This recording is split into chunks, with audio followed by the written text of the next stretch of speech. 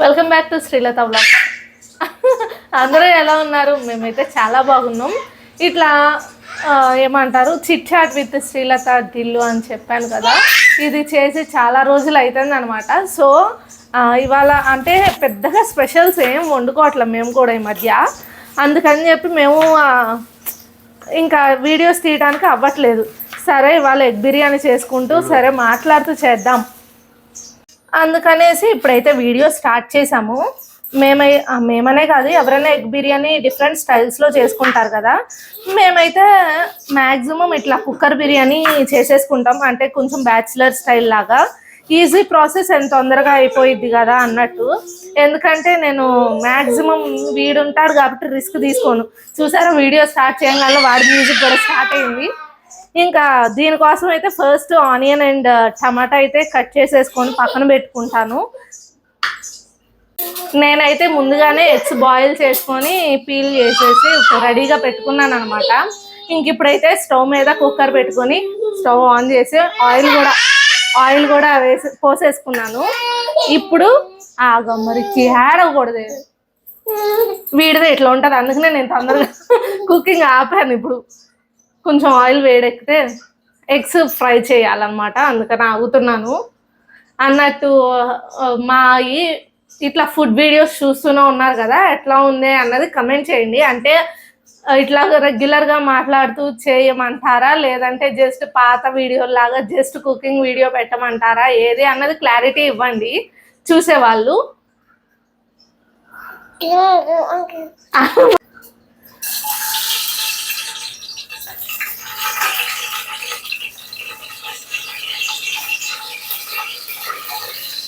ఇంకా ఇట్లా తిప్పుకుంటూ ఫ్రై చేయాలి. నేను కొంచెం దూరంగా ఉన్న వీడి మీద ఎక్కడ చిందులు పడతాయి అని కొంచెం రెడ్డిష్ కలర్ వచ్చేదాకా ఫ్రై చేసుకుంటే చాలు. ఇదిగో ఈ మాత్రం రెడ్ వస్తే చాలు. ఎందుకు అంటే మళ్ళీ ఎక్కువ రెడ్డిష్ కలర్ వచ్చినా కూడా ఏదో ప్లాస్టిక్ తిన్నట్టు అట్లా అనిపిస్తుందని ఈ మాత్రమే రానిస్తాం, ఎక్కువ రానియం. పైగా ఎందుకు ఇట్లా ఫ్రై చేయాలి అంటే కుక్కర్లో చేయడం కదా, దమ్ టైప్ కాదు కాబట్టి ఎగ్ అనేది చీలిపోకుండా ఉంటుంది, అందుకని ఇట్లా ఫ్రై చేస్తాం. ఇప్పుడు అదే ఆయిల్లో కొంచెం బటర్ వేసేసి బటర్ కరిగిన తర్వాత షాజీరా బిర్యానీ ఆకు వేసేసి ఒక 2 minutes ఫ్రై చేస్తే, అంటే షాజీరా కూడా కలర్ చేంజ్ అవ్వాలి. కావాలంటే మీరు ఎగ్స్ కూడా బటర్లో ఫ్రై చేసుకోవచ్చు, కానీ మొత్తం అంతా బటర్ టేస్ట్ లాగా ఉంటుందిలే అన్నట్టు మేమైతే 2 యాడ్ చేసాము. షాజీరా కొంచెం చిటపట్లాడాక పచ్చిమిర్చి చీలికలు వేసి కరివేపాకు కూడా వేస్తున్నాను. కొంచెం కరివేపాకు ఇప్పుడు సన్నగా చాప్ చేసుకొని పెట్టుకున్న ఆనియన్స్ కూడా వేసేసి మంచిగా కుక్ చేసుకుందాం.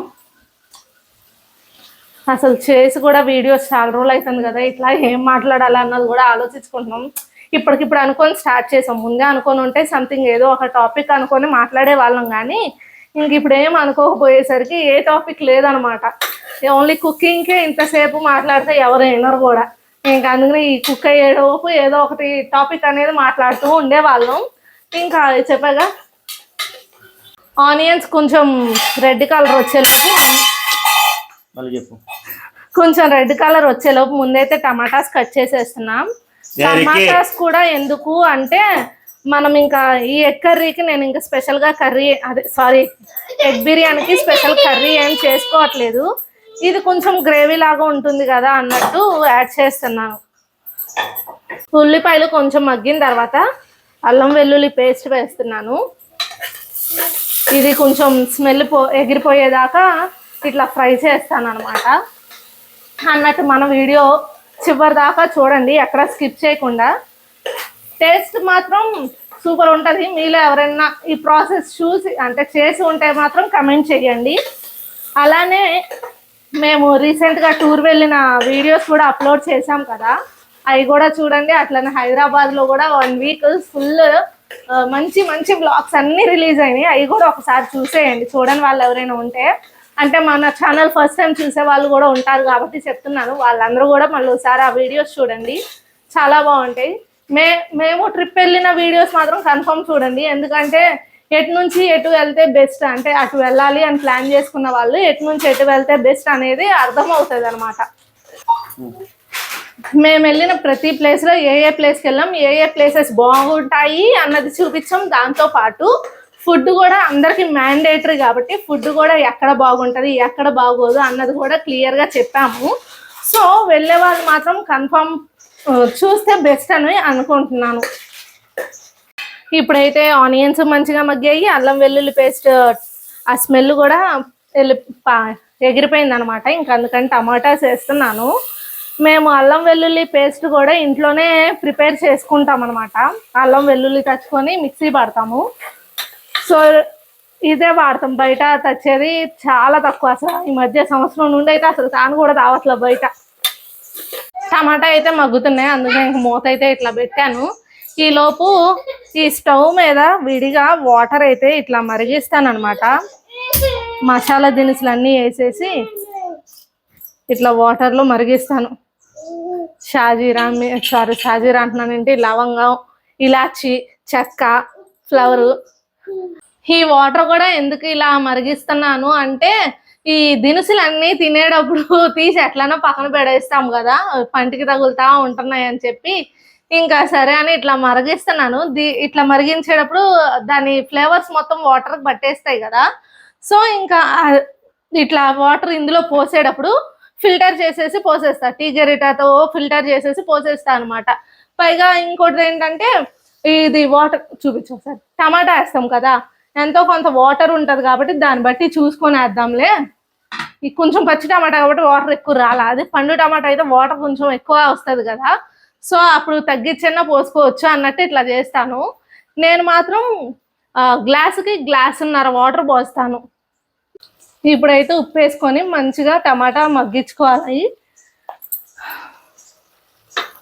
ఈ షాజీరా ఒక్కటే ఇందులో వేస్తాను, చెప్పా కాబట్టి. మిగిలిన హోల్ మసాలా ఐటమ్స్ అన్ని ఆ వాటర్లో వేసేస్తాను.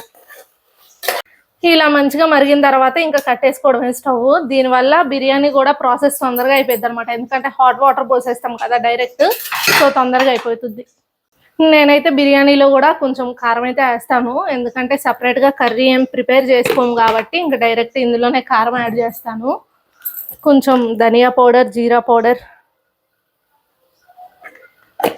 ఇప్పుడు జీరా పౌడర్, బిర్యానీ పౌడర్ ఇప్పుడైతే మంచి కలిపేస్తున్నా. సమ్మర్ ఆల్రెడీ స్టార్ట్ అయిపోయింది కదా, మాకైతే ఎండ బాగా తెలుస్తుంది. పైగా వంట దగ్గర ఎట్లా ఉంటుందో తెలిసిందే కాబట్టి ఇంక ఇప్పుడైతే జీడిపప్పు వేసుకుంటున్నా. మా బొడ్డోడైతే ఇటు వస్తూనే ఉన్నాడు, వాడికి రైమ్స్ పెట్టినా కూడా ఆగడంట. ఇక్కడ మా దగ్గరకే రావాలి. వాడికి ఇంకా చిన్నప్పటి నుండి అట్లా అలవాటు అయిపోయింది. మేము ఫుడ్ వీడియోస్ కూడా ఎక్కువ తీయడం వల్ల ఇంకా మేము ఎక్కడ ఉంటే అక్కడే ఉంటాడు వాడు కూడా. ఇప్పుడు ఇందులో కొంచెం పెరిగేసి కలుపుకుంటాను నేను. అంటే కొంతమంది వేస్తారు, కొంతమంది వేయరు. మేమైతే వేసుకుంటాం, పాలు కానీ పెరుగు కానీ. కొంచెం ఇందులోకి కసూరి మేతి కూడా లైట్గా వేస్తున్నా. ఇది నలిపేసుకుంటేనే మంచి టేస్ట్, ఫ్లేవర్ అనేది తెలిసిద్ది. ఎక్స్ట్రా టేస్ట్ యాడ్ అయ్యిద్ది అనమాట దీనివల్ల.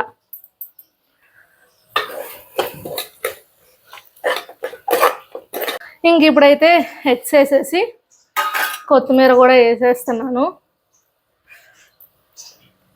ఈజీ ప్రాసెస్లే కానీ వీడియో కాబట్టి కొంచెం సిమ్లో పెట్టి ఇంకా టైం టేకన్ లాగా కనిపిస్తుంది అంతే.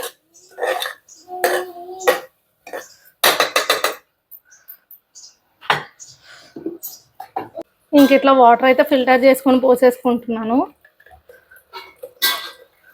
ముందే ఎన్ని కావాలి అన్నది ఎస్టిమేషన్గా పోసేస్తాం, అంటే క్యాలిక్యులేట్ చేసుకొని పోసేస్తాము. దానివల్ల మళ్ళీ సరిపోయిద్దా లేదా అని ఎత్తుక్కునే పని లేకుండా ఉంటుంది అనమాట. ఇంకా రైస్ వేస్తాం. ఇలా మరుగుతున్నప్పుడు ఉప్పు సరిపోయిందో లేదో చూసుకొని ఇంకా బిర్యానీ ఎసెన్స్ ఉంది వేసేసుకుంటున్నా. ఇది మాత్రం పూర్తిగా ఆప్షనల్, ఉంటే వేసుకోండి లేదంటే లేదు. ఇంకా నేను మాత్రం కొలత పెట్టేసుకుంటా కాబట్టి దానికి తగ్గట్టు వేసేస్తున్నాను. కొలత అంటే బిర్యానీ ఎసెన్స్ కాదు, ఉప్పు కారాలు అవన్నీ కొలత పెట్టుకొని ముందే వేసేస్తాను. ఇంకా బిర్యానీ రైస్ కూడా గంట ముందే నానబెట్టాను. ఇంక ఇప్పుడైతే నీళ్ళు వంపేసి రైస్ వేసేస్తున్నాను.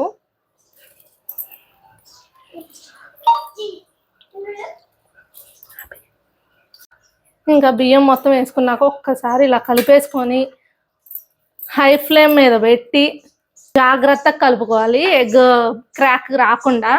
ఇంకా ఇదిగోండి మూత అయితే పెట్టేస్తున్నాను. పెట్టేసి హై ఫ్లేమ్ పెట్టి 3 విజిల్స్ రానిస్తాను. 3 విజిల్స్ వచ్చాక ఆవిరి మొత్తం పోయేదాకా కుక్కర్ మూత అయితే తీయద్దు, లేదంటే వాటరీగా ఉండి బాగోదన్నమాట. సో ఇప్పుడైతే విజిల్స్ రానిద్దాం, అప్పుడు దాకా రెస్ట్. బిర్యానీ అయితే ప్రిపరేషన్ అయిపోయింది. ఫినిష్. మేమైతే ఇట్లానే తినేస్తాం కదా, జస్ట్ ఆనియన్ రైతాతో తిన్నాం.